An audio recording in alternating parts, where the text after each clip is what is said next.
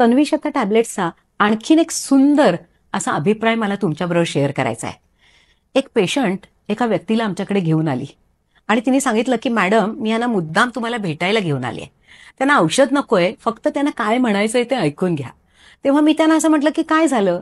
तेव्हा त्यांनी सांगितलं की अहो मॅडम, मला पोटात काहीच राहायचं नाही, सारख्या उलट्या, इतका त्रास व्हायचा.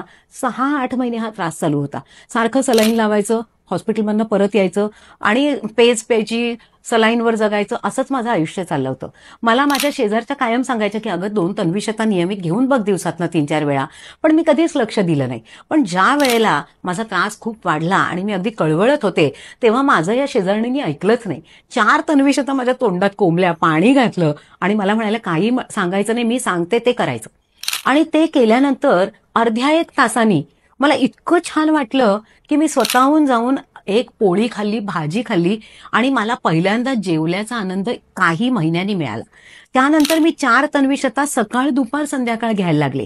आता हळूहळू मी 4 तन्वीशता सकाळ, संध्याकाळ असं करत दिवसातनं 2 वेळा 2 तन्वीशता घेते आणि आता मी फिट आहे. आणि हे तन्वीशता सारख्या साध्या सोप्या टॉनिकनी माझ्या आयुष्यात इतकं परिवर्तन केलं की आपल्या शरीरामधली असलेली विषाक्तता, दोषांचा जो इम्बॅलन्स आहे कफ वात पित्ताचा, आणि सगळ्यात महत्वाचं रोगप्रतिकार शक्ती आणि चेतनाशक्ती जागृत करणं, हे काम तन्वीशताने केलं. त्यामुळे तुमचे धन्यवाद मानायला मी आज इथे आले. थँक्यू तन्वीशता.